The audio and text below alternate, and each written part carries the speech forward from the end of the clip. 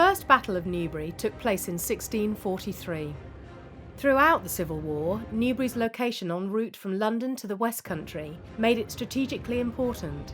Donnington Castle, a mile to the northwest of Shaw House, remained a Royalist stronghold. In early September 1644, following the defeat of Parliamentarian forces in Cornwall, King Charles I marched his army eastward to relieve Royalist garrisons at Basing House, Banbury and Donnington Castle.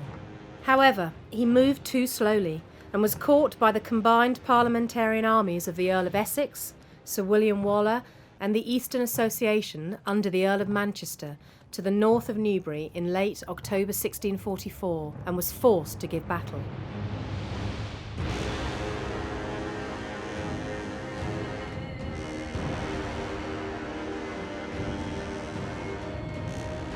From the 22nd of October, Royalist forces began to concentrate in the area north of Newbury, on an open piece of ground known as Speenham Land. On the 25th of October, the Parliamentarian armies joined together on Bucklebury Heath, to the east of Newbury, and advanced along the Bath Road, before skirmishing with the Royalists for possession of Clay Hill, which they eventually took to overlook the Royalist position. After further skirmishing the next day, the Parliamentarians decided to split their forces and attack the Royalists from the east and the west. They marched overnight, surrounding the Royalists, the western force in a position to attack at mid-afternoon on the 27th of October.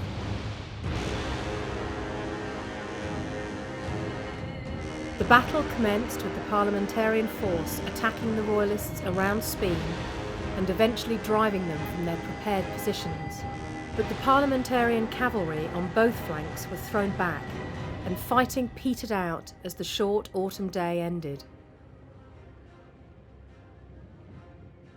In the east, the Earl of Manchester was late in attacking the Royalists in other prepared positions around the village and at Shaw House.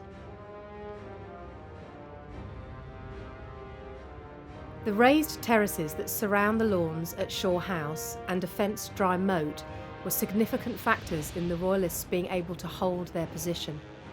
The fighting was fierce, with many casualties on both sides, and at Shaw House the walls still bear the marks of musket shot. Despite initial success, Manchester's soldiers were driven back from the house and village before fighting ended for the day. Parliament's generals expected to resume combat the following day, but overnight the Royalists' successful defence of Shaw House was deemed unsustainable, and under the cover of darkness the king retreated towards Oxford with his commanders and soldiers, leaving his cannons in the relative safety of Donnington Castle.